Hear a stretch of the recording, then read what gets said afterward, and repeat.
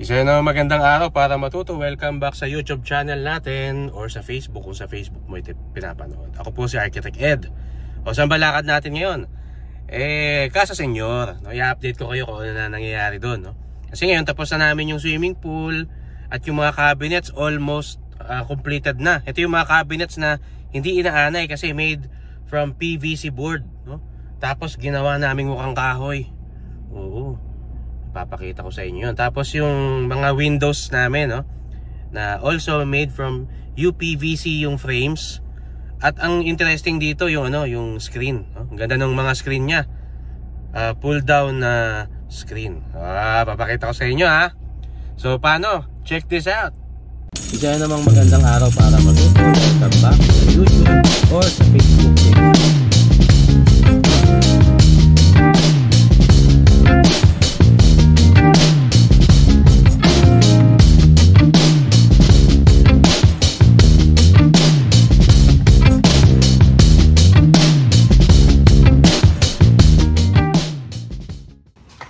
Ito na ngayon yung progress sa Casa Senyor.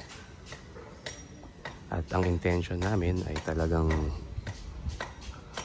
as much as possible ay monochromatic, iisang kulay, which is puti, para talagang mapangatawanan namin yung classic modern look niya, no? Ang dinagdag namin dito, yan, glass canopy, tempered glass yan. Pwedeng tapakan. So ngayon tapos na siya kasi yung ulan dito nababasa yung aming main door. So nag-decide kami dyan na maglagay ng glass canopy. Yan siya. Tapos ang support nya steel, so white. Ito papalitan namin yung color ng balusters namin ng puti. So yan, makikita mo talaga dito ang color ng puti tsaka wood.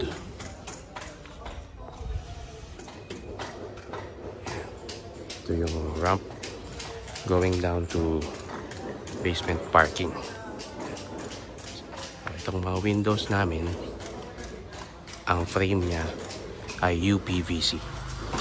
Tapos may magandang feature yan, no? Mamaya pakita natin yung pull down na screen. Ito namang fence, yung front gate natin, yung front fence, plant box yung taas niya para pag tinaniman namin yan ng crawling crawling na halaman. Ganda ng dating niya.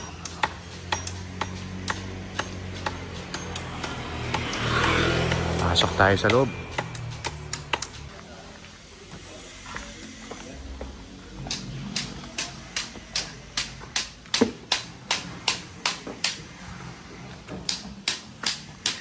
Yung aming entrance porch. Yan. Ganda ng glass canopy, no? Modern at elegante tignan. Ito, plant box. Yan yung natin. Ay, sorry. Parang skylight na siya. Canopy siya. Pero hindi natin siya masyadong in-express na. Kaya salamin. Imbis na polycarbonate ang ginamit namin, salamin na lang. Kasi mas matibay ang salamin. Hindi naninilaw. Hindi nababago ang kulay niyan. Basta tempered, no? Hindi naman yan mababasag basta-basta. Okay. So ito rin, rin yan. Itong salamin na to sa harap, tempered glass din yan. Tapos meron kaming frame na, yun yan, yung PVC.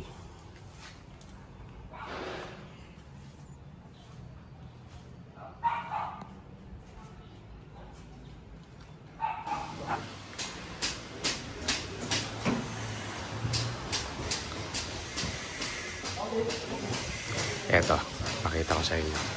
So ito, titingnan mo, parang kahoy siya, diba? Pero ito ay UPVC. Ito yung screen niya. Yan. Roll down yung screen. Pag pinitawan mo yan, aangat ng pusa. Pero ang pinaka parking niyan ito. Sana. Oh! Sasagad mo. Teka lang. Ganun yan.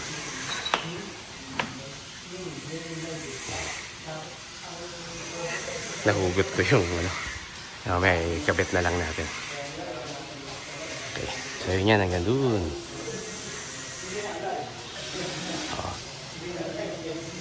Preto Blanco ang nagbigay sa akin ito.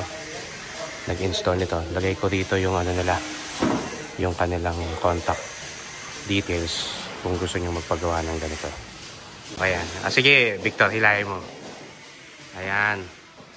Hanggang sa ano doon sa bumaba. Oh, natanggal. Natanggal, ibabalik na lang.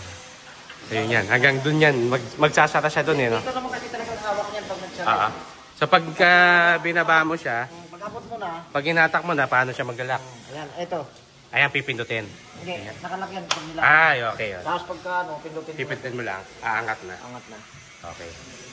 So ayan yung screen. Gawa sa nylon yan eh. Okay. So, ganun yan. Lahat ng ano dito. Window dito. Merong ganyang screen. Yan, dun siya nakapark sa taas. Ito yung mga cabinet namin na UPVC. Pero meron din kaming cabinets na wood. Pero minimal lang. Ito lang.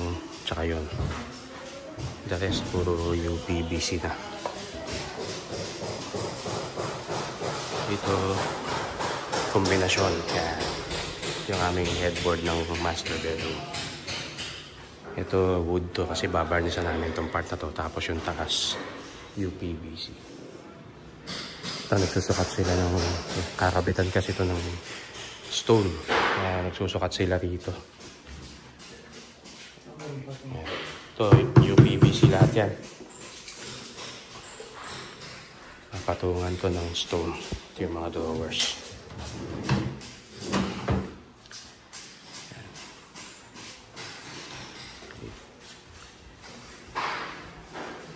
Ito na yung swimming pool. Tapos na yan.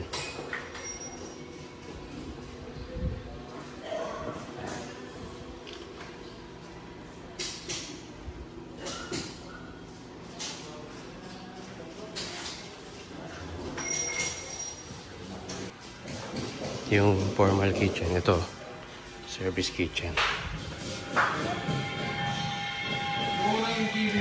UPVC din to. Tapos gumawa rin kami ng steel frame shelves dito, racks. Metal na to. Yan. Kasi ayaw namin ng hanay. Yan. Ito papuntang basement. Ito maganda yung mga cabinets dito sa room na to eh.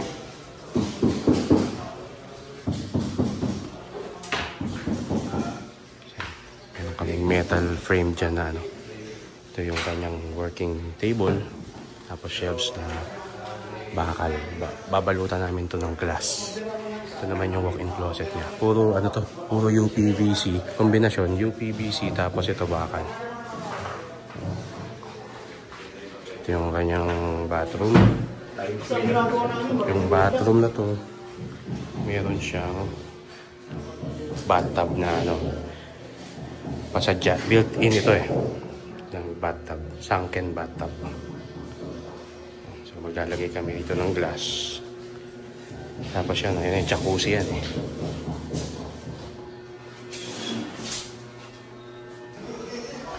Ito meron dito isang room na walk-in closet din. Maganda rin yung mga cabinets. Ito.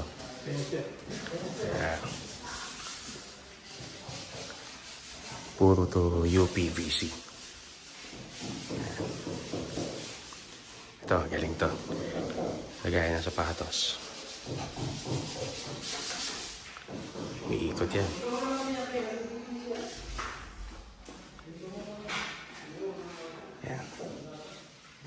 doors. Ito naman yung ensuite. May mirror dyan, tapos may stone dito. Tapos may sarili siyang balcony. Sir, ito sila ko lang yung ano, pumili lang sa tatlo. Ha? Pumili lang sa tatlo. Ito. Yan? Yan. Mabilis ako mag-decide eh. Ang virus din dyan. Ito. Office. Natin lang. Yan. Ito yung PVC rin to. Pinulayan namin ng... Pinulayan na lang namin, no? Dito mo, may haspe. Pata na siyang naging kahoy. Tapos red yung loob. Ano mo naman, di ba? Bari ng dato. Tapos ito yung ano, yung toilet niya. Yan. Yung toilet na to ay meron siyang concealed door. Sige, pasok ka mga gabi. Yan. Pangklase yan. Fluted panels. So itong room na ito ay office, home office, na ang view niya ay ang pool.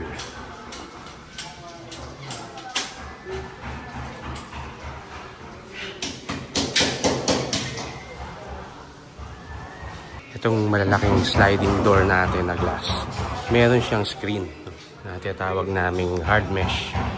Itong hard mesh ay made of stainless steel. Stainless steel to, pero ang color nitong kinuha namin is black. So ito ay screen para kapag nakabukas yung salamin, pag nakabukas yung salamin, screen kami para protected sa lamok. Kahit na bunggu-bungguin ng bulldog yan, hindi yan masisira. Kasi stainless yan na makapal.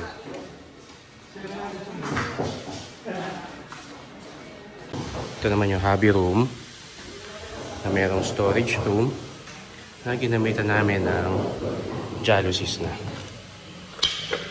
Regular na jalousies na siya.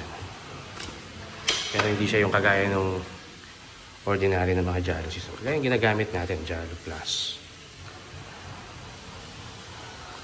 Yung mga pinto namin dito, nilagyan namin siya ng fluted panels. Yan. Plywood lang to eh. Sa kabilang side yun. Tapos dinikita namin ng fluted panels.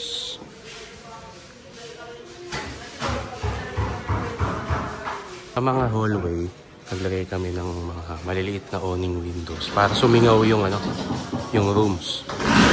Maganda kasi talaga umiikot yung hangin kahit sa loob ng bahay.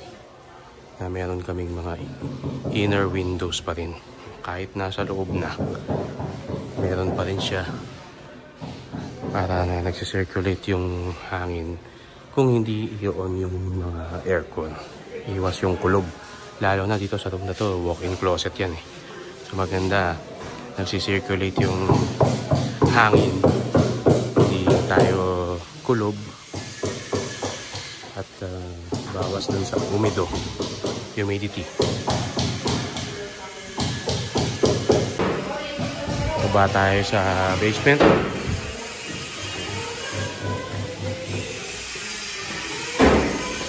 So itong basement, yung laman nito, parking.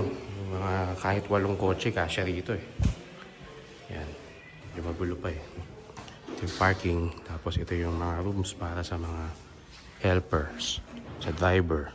Tapos may storage room. Ito yung ilalim ng pool. Yan. Na ginawa namin siyang driver's room. Tapos may sarili ring toilet yung mga helpers.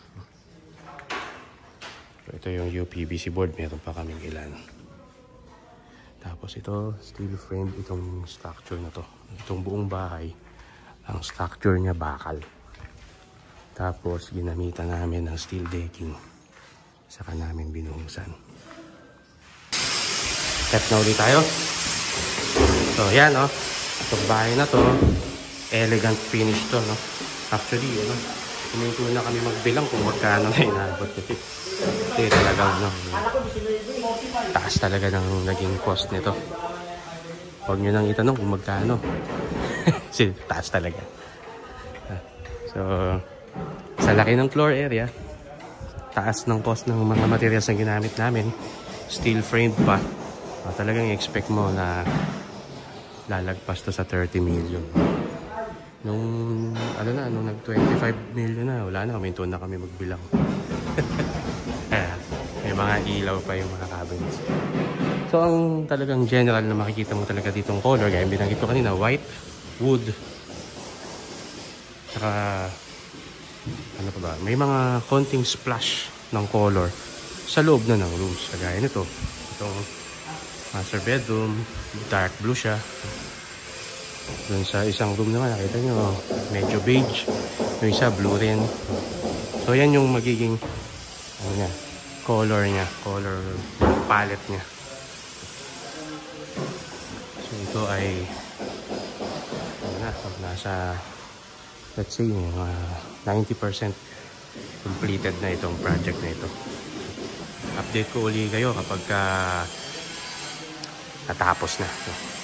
Yung mga ibang furniture ni owner galing sa old house niya, i-refurbish namin para maging same language dun sa mga ginagawa namin. So, para consistent yung theme at talagang maganda yung mayroon talagang unity yung bawat component dito sa bahay, labas man tsaka sa loob. Yan muna. Maraming salamat sa pagsama ninyo. I-update ko kayo sa mga susunod pa nating mga project visits sa project na yan at sa iba pang project na ginagawa natin. Kung hindi mo pa nakikita yung ibang mga projects na ginagawa natin, kagaya ng yung ginagawa nating Japinoy na for sale, panoorin nyo yung mga videos natin about doon at sa iba pang mga ginagawa natin, pinagkakaabalahan nating mga projects. Okay, so maraming salamat po. Ingat po tayong lahat. Hanggang sa muli. See you soon. Ako po si Architect Ed. Bye!